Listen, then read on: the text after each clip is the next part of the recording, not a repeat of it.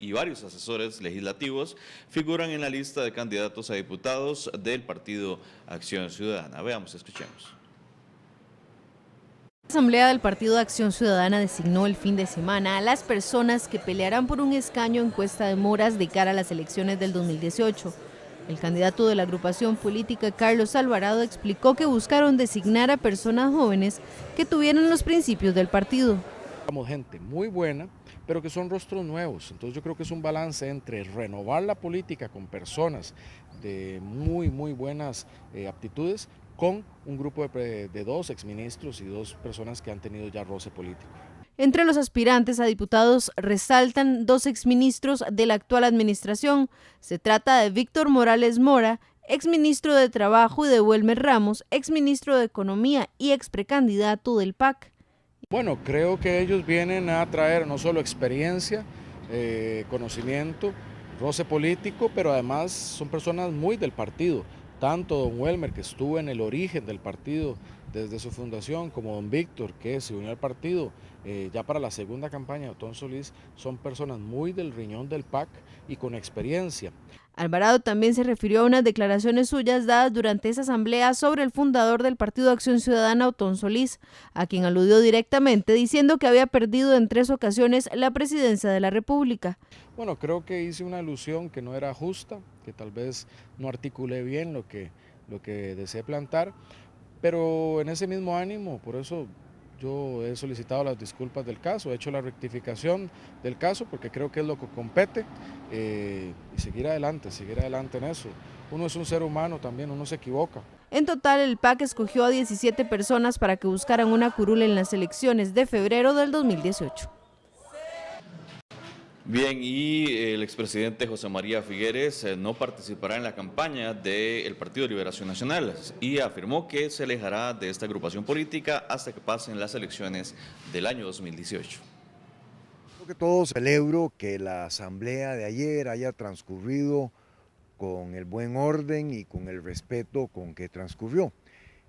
Pero la campaña y don Antonio han sido muy claros en que no me ven involucrados en esta campaña de Liberación Nacional, por lo tanto, ayer fue mi última participación política con esta campaña.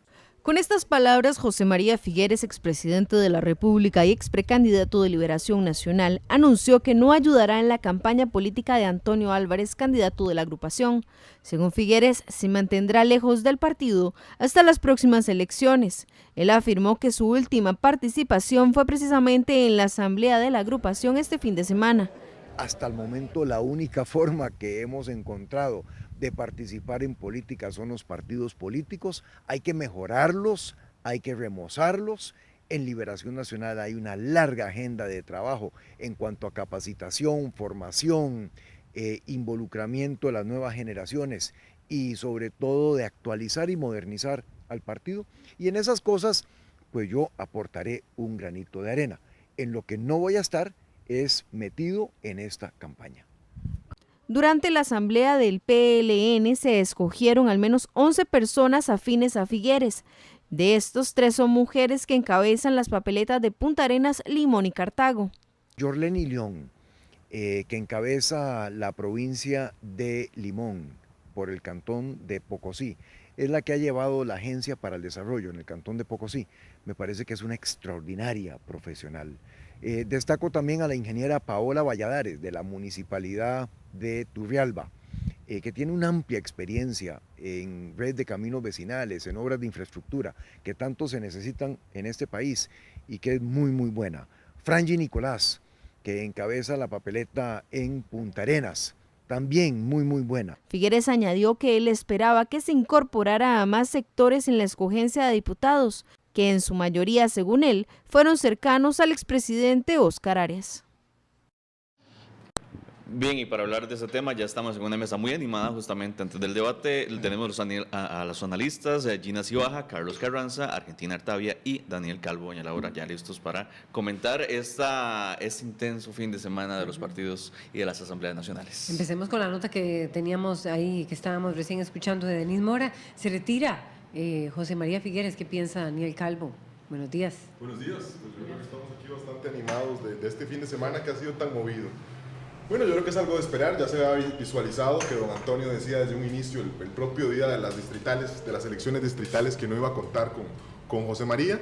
Se visualiza, y también yo creo que parte del supuesto que en la Asamblea Nacional y Plenaria realizada este domingo anterior, disculpen, se vio que realmente el porcentaje que tenía pues don José María era relativamente bajo, y que si bien ha podido situar algún tipo de sus fichas, como él ha mencionado, normal en un proceso de negociación, creo que también el atractivo de Antonio Álvarez también ha pasado un poco por distanciarse de la imagen de José María, que como todos sabemos pues ha padecido en los últimos años de experimentar un proceso de mejora ante la opinión pública.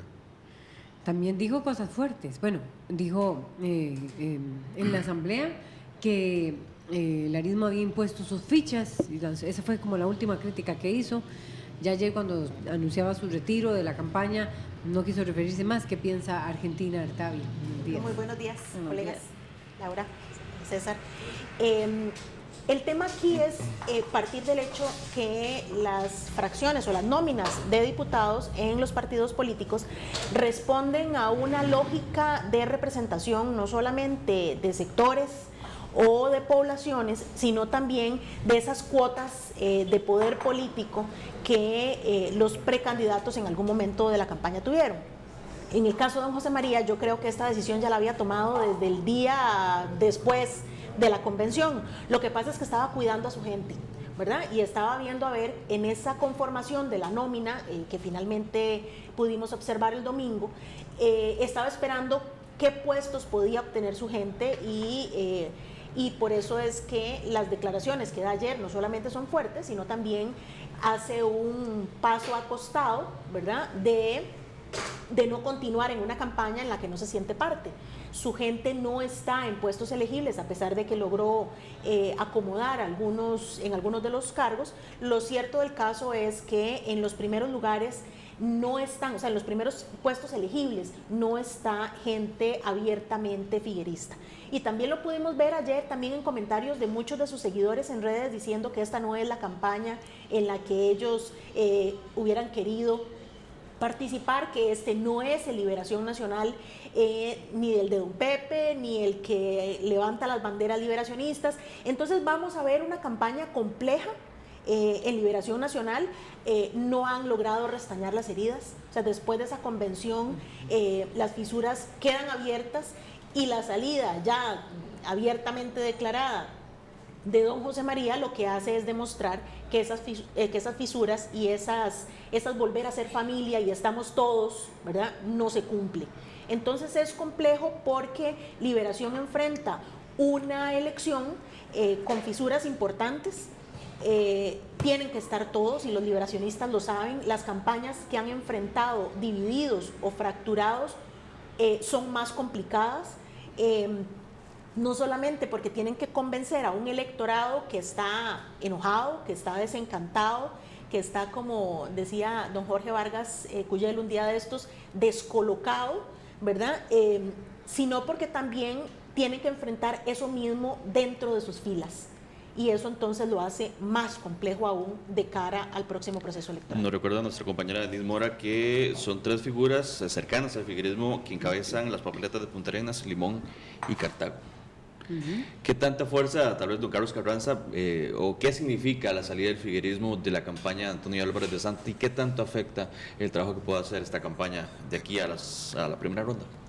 Si vemos el resultado de las encuestas electorales, nos vamos a dar cuenta que Liberación tiene que hacer un gran esfuerzo para afianzarse.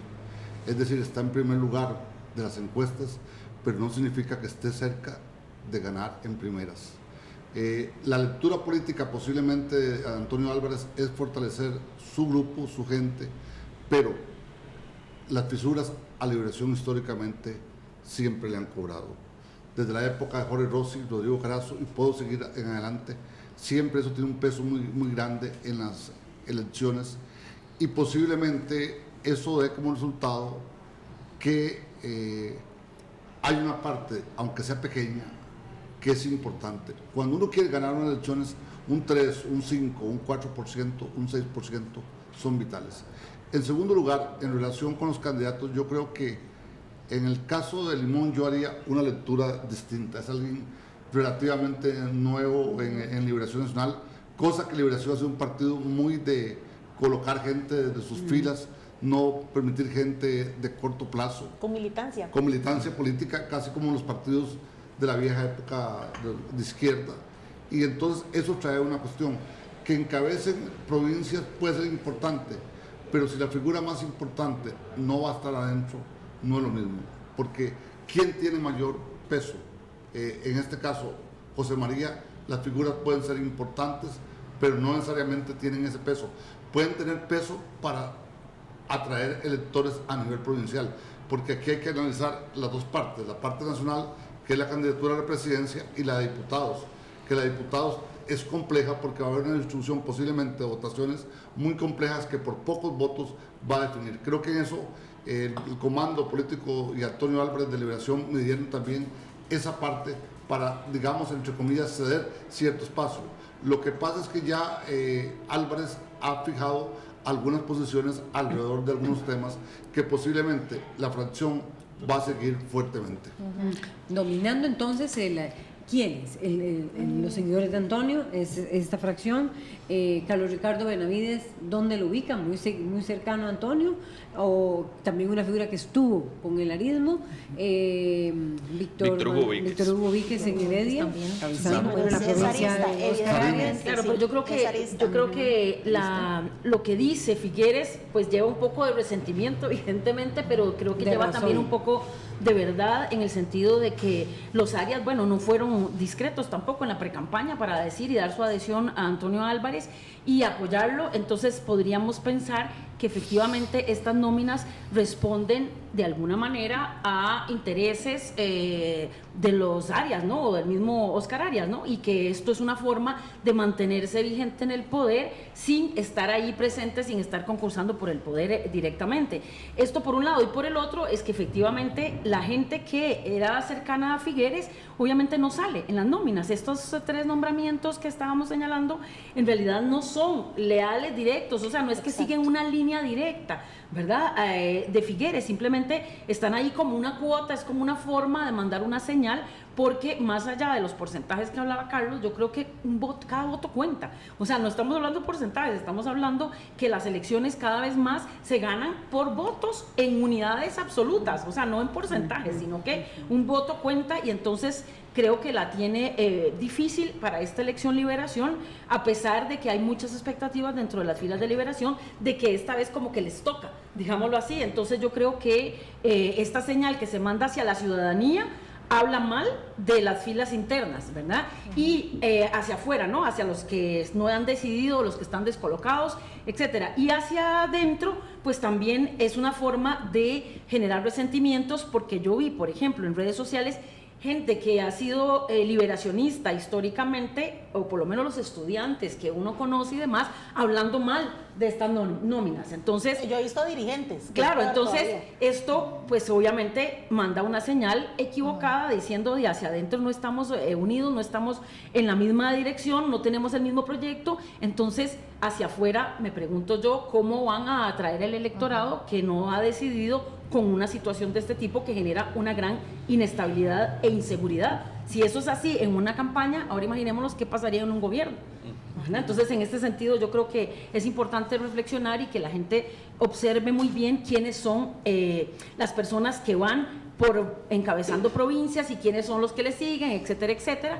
Yo sí creo que voy a poner un elemento ahí adicional, y es que como esta vez hay obligación absoluta de nombrar nóminas con alternancia hombre-mujer, y los partidos no se han caracterizado por ser muy inclusivos en términos generales, obviamente han estado en aprietos. Entonces hemos visto candidaturas que hacia afuera puede ser que se vean como mujeres desconocidas, pero que en realidad es gente que ha estado dentro o que las atraen a las filas de un partido político porque necesitan poner mujeres. Pero ojo, ¿verdad? ¿Cuáles son esas mujeres o qué tipo de mujeres están poniendo en las nóminas de los partidos políticos? Porque habría que ver qué tanto come en línea, digámoslo así, que eso es una cosa que en política se ha dado mucho, que las mujeres que se ponen ahí o que se promueven son mujeres que muchas veces tienen que someterse a las voluntades o a las directrices de los padrinos o de los compadrazgos que hay dentro o que las promovieron. Y esto yo creo que limita, aunque me parece muy bien que haya obligación de que haya alternancia en las nóminas. Daniel Calvo.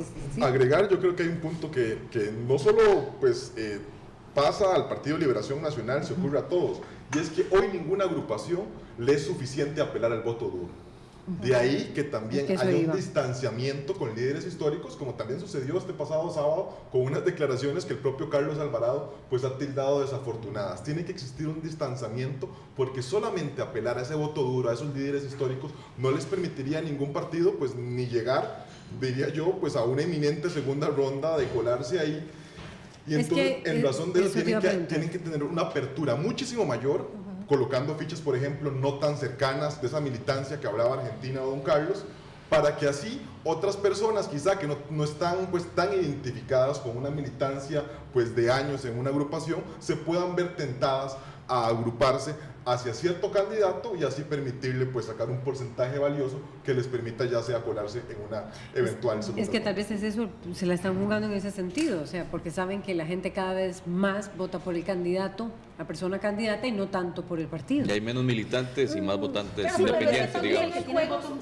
Hay juegos de poder que también es importante analizar a lo interno de los partidos, porque si ustedes ven la nómina de candidatos a diputados por Cartago de Liberación, por primera vez en su historia, encabeza Turrialba.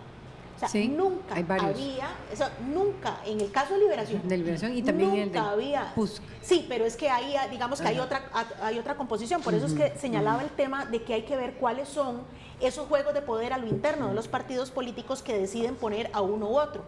Hasta hace poquitos días, quien encabezaba era una mujer, porque habían decidido que Cartago iba a ser encabezado por mujer, en este tema que Gina señalaba de la paridad horizontal, género, ¿verdad? Sí. El tema aquí es que hasta hace poco era una candidata mujer de Cartago Centro, pero justamente por ese pulso, ¿verdad? Ese estira y encoge que se dio entre los dirigentes de Cartago, decidieron que finalmente quien menos problema generaba a lo interno de la dirigencia en Cartago era la mujer de Turrialba. Entonces la hacen encabezar. En esto que dice Gina, bueno, a veces es mejor buscar quien puede ser más, quien se pueda acomodar mejor a la estructura, termina siendo alguien que está más cercana a la tendencia de José María, pero no podría ser catalogada como estrictamente figuerista. Entonces, eso también es importante analizar, porque de cara a la campaña electoral vamos a ver cómo estos partidos van a tener que buscar, bien lo señalaba Daniel, esa incorporación de personas que no se habían sentido tal vez incluidas, tal vez incorporadas, porque no eran militantes duros. Lo vemos también en el caso de Limón, ¿verdad? La mujer que encabeza Limón en la papeleta de diputados de Liberación Nacional había sido candidata a alcaldesa por el PAC, ¿verdad? En Limón. Entonces estamos viendo aquí también un desacomodo de la dirigencia partidaria que está utilizando, y voy a tomar prestado un concepto que utiliza nuestro colega Rotzay Rosales, que dice que son partidos taxi, ¿verdad? Que lo ocupan simplemente para montarse, para participar en un proceso, porque necesitan, en esta democracia basada en un sistema de partidos, necesitan llegar a través de un partido político. Pero entonces, ¿cuáles son los ligámenes o las vinculaciones ideológicas o éticas partidarias que puedan tener los candidatos hoy? Va a ser complicado. Y hay que tenerlo en cuenta a la hora de analizar, porque efectivamente los discursos no van a ser homogéneos, ¿verdad? No siempre van a estar apegados a esa línea partidaria, y eso vuelve todavía más complejo este panorama, ¿verdad? Que ya la próxima semana inicia formalmente la campaña electoral, el 4 de octubre, y entonces vamos a empezar a ver también discursos distintos, ¿verdad? Con posiciones distintas, tratando de ser lo más inclusivos posibles para llegarle a distintas poblaciones en la sociedad costarricense. Pero entonces, ¿hay más candidatos nuevos o se mantiene la línea o hay un equilibrio? ¿Cómo ven ustedes esa nómina de Liberación Nacional? De nuevos, ¿en qué sentido? Porque, digamos, si son nuevos, en términos de visibilidad hacia afuera, tal vez sí, hay más caras, que han sido menos visibles, pero no necesariamente, claro, pero no necesariamente internamente, igual pasa en el PAC, o sea, y en los demás partidos. Creo que responde a esta necesidad que señalaba hace un rato de la obligación de poner hombre, mujer, hombre, mujer, o mujer, hombre, mujer, hombre, que obligó a los partidos políticos a visibilizar algunos actores que si bien han estado ahí dentro, pero que no tenían una visibilidad mayor. Entonces, por eso es que pareciera que es gente nueva, pero en realidad si analizamos con lupa quién es nuevo desde, digamos, de las raíces de los partidos, nos damos cuenta que no todo, o sea, que son muy pocos. Los nuevos, o el transfugismo de esto taxi que habla, que es una idea de franquicia, sí, también, o sea, que es como una franquicia, que los partidos se han vuelto una franquicia para acceder a estos puestos de toma de decisión. Ahí yo agregaría lo que decía Gina con acierto. Hay muchos que han sido asesores parlamentarios, han pasado por municipalidades, han pasado por diferentes por sindicatos. Es decir, no son tan nuevos, son nuevos para la ciudadanía, pero aquí no es la primera línea. No es la primera vez que salen, no son gente que está comenzando. Si uno ve candidatos de todos los partidos, ve que han estado en municipalidades, que han estado en diferentes lugares, y además con una cosa importante, tienen su cuota dentro del partido. Es que un partido nunca es solo la dirigencia nacional, y aquí lo sabemos todos.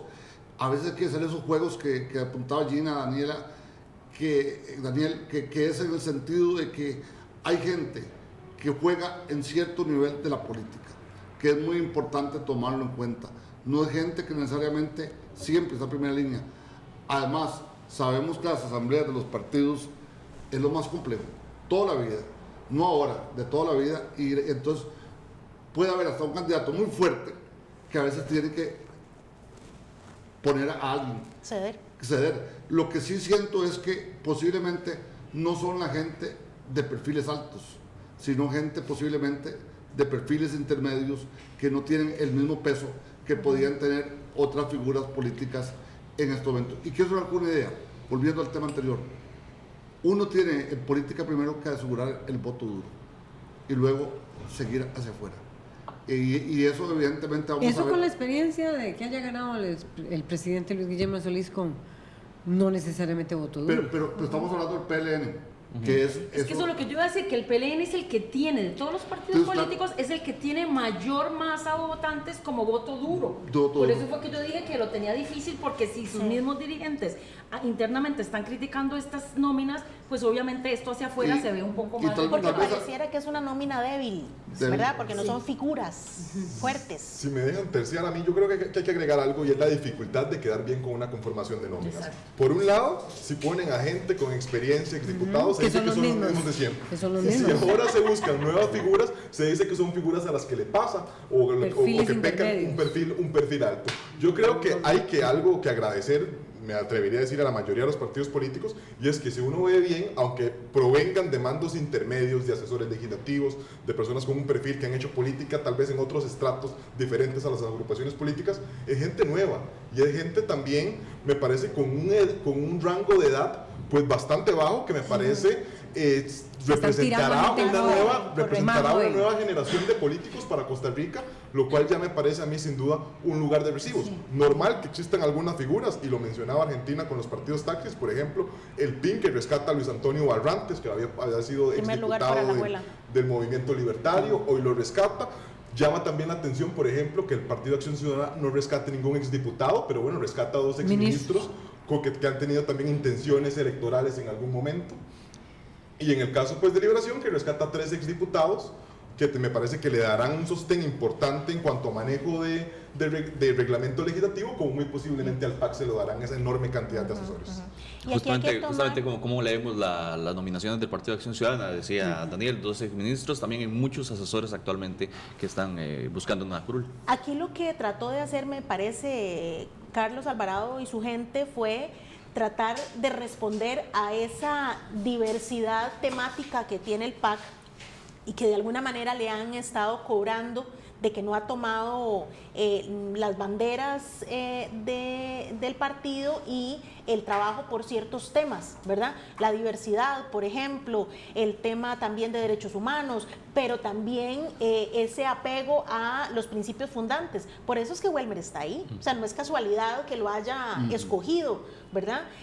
Pero aquí también hay otro tema. Yo pensé que estaba ahí porque es una corriente, una cuota. Yo creo que es yo creo que es más una cuota en esto que hablábamos hace unos minutos. O es por los principios fundacionales de la organización. Recordemos que en la campaña lo que se hizo fue dividir, ¿verdad? El tema entre quién era más o quién estaba más cerca de esos principios fundantes. Y Welmer Ramos lo que decía es: yo encarno, yo los defiendo, yo soy el que levanto la bandera. Creo que mucho va por el tema de responder a esos que son más, digamos, más PAC duros, ¿verdad? Más PAC fuertes, que fueron los que se decantaron por la candidatura de don Welmer y no de Carlos Alvarado. Entonces creo yo que la incorporación de don Welmer a la nómina de diputados encarna esas dos vías. Primero, para darle cuota, ¿verdad? La cuota política al precandidato para terminar de consolidar a la familia PAC, ¿verdad? De cara a las elecciones, y luego también para responder a esa parte más tradicional, apegada a esos valores, pero que también los valores que defiende don Welmer también le han generado ciertas rencillas, ¿verdad? Internas. Eso es lo que iba a decir, o sea, él, sobre todo en las bases más jóvenes del Partido de Acción Ciudadana, ha generado alguna molestia la designación de don Welmer, justamente por el tema de derechos humanos. Claro. Pero hay que entender también que había una molestia por poner candidatos en el PAC que no siguieran la línea PAC. Es decir, yo leí las páginas de muchos militantes, algunas personas que señalaron eso. Entonces, ¿qué es lo que está haciendo? Haciendo, por un lado, la cuota de poder, que eso es claro, y no hay que negarlo. En política eso se hace, y eso yo no lo veo malo. Eso es parte de la política en todos los partidos políticos. Pero la otra parte es que también buscó gente más PAC en el sentido estricto de los fundadores o bien de cierto tipo. Vean que hay que leer a veces en una nominación tan grande como la de San José. Recordamos que elegimos 20 diputados, si no me equivoco. Por ejemplo, un cuarto, quinto lugar del PAC es posible sacarlo. 19 son. 19. Sí. 19. Entonces, por ejemplo... hay que trabajarlo. Hay que trabajarlo mucho porque tienen que trabajarlo mucho. Pero si eso no significa que no estés dentro de las posibilidades. Sí. Cuando uno está en cuarto lugar de Liberación, del PAC y de algún otro partido, uno puede pensar que está... En San José. No, estamos hablando de San José. Colega, no estamos hablando de otra provincia, es que San José es la macroprovincia. Sí. Entonces, donde además el PAC es fuerte. Entonces, eso hace que pueda salir. Y pusieron alguna gente que es, yo la vi, conozco algunos, Marta Solano, sí. Claro. Por ejemplo, que son gente que han estado en la vida política PAC. Entonces, uno debe leer primero y segundo de los posibles para ver cómo se hace esa distribución, y creo que eso el candidato trató. Además, trató otra cosa que hay que señalarlo, de no poner figuras que sean cuestionables ética ni políticamente. Sí, sacó de la lista a una serie de gente, por eso posiblemente que algunos diputados no volvieran a figurar. Además, algunos estaban en juntas directivas como el Banco Costa Rica, etcétera. Eso los puso fuera del juego político. Entonces, el candidato pensó en esa alternativa con otra cosa que logró evitar lo que Liberación hizo. El disenso no fue tan fuerte. Exacto. Claro, pero hay una cosa que hay que señalar, y es que los electores y las electoras estamos en aprietos, porque resulta que con estas listas cerradas, entonces, si me ponen a un candidato con una agenda un poco más conservadora, como puede ser Welmer Ramos, y yo voto en Heredia, pero resulta que el segundo lugar es una persona, no recuerdo quién va en segundo lugar en Heredia, por ejemplo, la mujer que va en segundo lugar, que tal vez tenga una agenda mucho más progresista. Entonces, ¿qué pasa? Que yo tengo que votar por Heredia si quiero que ella salga, por la lista, ¿verdad? Aún cuando no estoy de acuerdo con la agenda que puede llevar un Welmer Ramos, ¿verdad? Entonces, esto nos lleva también a reflexionar un poquito más allá de todas estas, de todos estos acomodos para el próximo proceso, sino para pensar si esta asamblea que se va a conformar en la próxima elección estaría dispuesta a hacer algunas modificaciones necesarias para que el sistema fluya de manera un poco más libre, digamos, y no tan amarrada, porque esto entonces no condicionaría tanto estas cuotas de poder, porque el candidato podría poner, por ejemplo, en el caso del PAC, que tiene derecho a poner ciertos puestos, podría poner en primer lugar pero si votamos por personas, esa persona se la va a tener que jugar, digámoslo popularmente, con el electorado, porque no importa ya el lugar donde se ponga, ¿verdad? Entonces, esta reflexión me parece a mí que es muy importante porque, por ejemplo, en el PAC, igual que en Liberación, va gente muy valiosa en puestos que habría que ver si los logran obtener, y estoy pensando básicamente en mujeres, ¿verdad? Si realmente logran obtener esa curul. A mí me parece que lo de la experiencia, un poco retomando lo que decía Daniel, esta gente nueva, entre comillas, hacia afuera, medianamente joven, exactamente, también. medianamente joven, es un desafío para el sistema nuestro, porque es generar experiencias nuevas. Tal vez si entrara gente con más experiencia, tendrían prácticas que ya traen de pasados congresos y que ya sabemos que muchas veces esas prácticas no han dado buenos resultados, porque bloquean decisiones, porque se alarga una discusión, etcétera. Tal vez esta sangre más joven, más nueva, podría renovar un poco las formas de hacer política, que era un poco lo que señalaba. Se la jugaron Daniel. entonces más, ¿crees vos? Bueno, ustedes por sangre joven versus experiencia. Es que Sí, recordemos yo que el 40% del padrón son personas Sí, jóvenes. jóvenes. Entonces, me parece que aquí hay también una apuesta de los partidos políticos, no solamente por incluir temáticas que son más del agrado de la población joven, sino también de incorporar esas nuevas caras, ¿verdad? Que si ¿O bien fue es más cierto, bien no el son- tema ético? Yo Es que que quisiera agregar algo. hay un equilibrio, ¿verdad? Que están haciendo que es más, perdón Daniel, que es más por un tema de exigencia de su base, digamos, de su base electoral, pero también porque hay un contexto de la sociedad costarricense que no pueden obviar, ¿verdad? ¿Qué Hay es? cada vez una exigencia mayor a que las personas que lleguen tengan una hoja de vida limpia, que demuestren probidad, ética en el desempeño de los cargos. Yo creo que aquí espero yo que efectivamente los partidos hayan escuchado esa exigencia ciudadana de que las personas que lleguen tienen que tener una trayectoria más limpia. Si no, aquí no vamos para ninguna parte. Yo lo que quería mencionar es que me parece que hay dos temas que han quedado invisibilizados, por lo menos hasta la fecha, y es el tema de las temáticas o las agendas de los diputados. ¿Qué quiero decir con esto? Ya hay algunos diputados que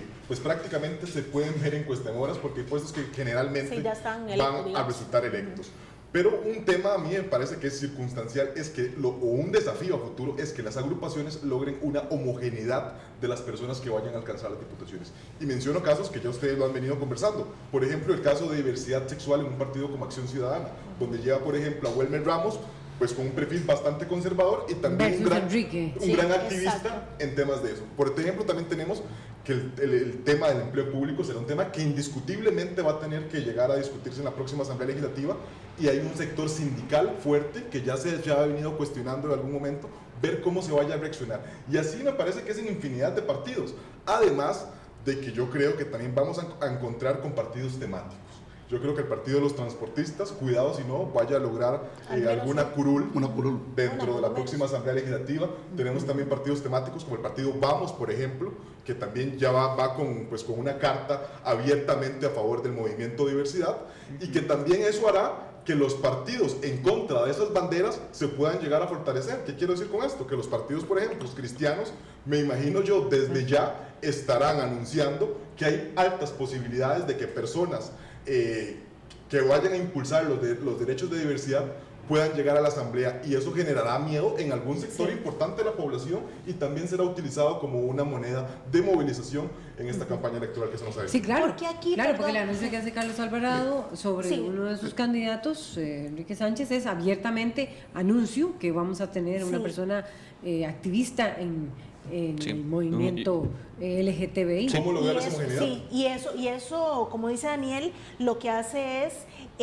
unir a sectores conservadores, religiosos, que, ojo, no tienen que ver con una denominación religiosa, ¿verdad? Porque aquí hay un punto en común de diversas denominaciones religiosas, y esto los une, necesariamente los une, porque entonces ya están con discursos, ¿verdad?, en redes, de defender a la familia y de defender los valores tradicionales. Entonces yo no dudo en que estos partidos van a obtener nuevamente espacios en la Asamblea Legislativa, y vuelve más complejo. Tal vez ahí agregaría una cosa. cada día la sociedad costarricense es más fraccionada en posiciones. No hay ese principio de que todos somos igualiticos, no. Como decía el recordado Carlos Ojo, en el libro. Eso es una ficción que no existe. Exacto. Y cuando uno tiene poblaciones como San José, puedes tener que sacar votación grupos religiosos, grupos como los transportistas, PLN, PAC, pero también Movimiento Libertario, y salga también transportistas, pero además de eso, Frente Amplio tenga también algún tipo. Si uno ve a Frente Amplio, que no hay que menospreciarlo. Ya hay dos candidatos a la vicepresidencia, sí, pero ya no nos los dio tiempo. todos sabemos sus opciones tendencia, personales, respetables. Eso significa que están tratando de reagrupar, que Costa Rica está buscando su apoyo, su activismo por la CNLG. pero con un peso, y vos lo sabes, para sacar 1 o 2 diputados. Que eso es muy importante. Tenemos dos comentarios en redes sociales y con esto finalizamos. Dice Varo, algún día llegará voto directo y carrera parlamentaria. Y segunda pregunta, el no reformar el reglamento es una estrategia de los partidos. Y Olman Hernández Vargas dice, es urgente un referéndum para cambiar el mecanismo para elegir a nuestros diputados. Bueno, pero mientras eso llega, tenemos que jugar con las reglas Con las del reglas juego que estamos ahora. Reformar reglamento, no, eso es algo que hay que verlo después. Lo que sí, retomando lo que decía Gina, para terminar, es que si bien es cierto, no podemos incidir en la conformación de las nóminas, sí podemos decidir a cuál partido político le damos mayor peso con nuestro voto en la Asamblea Legislativa.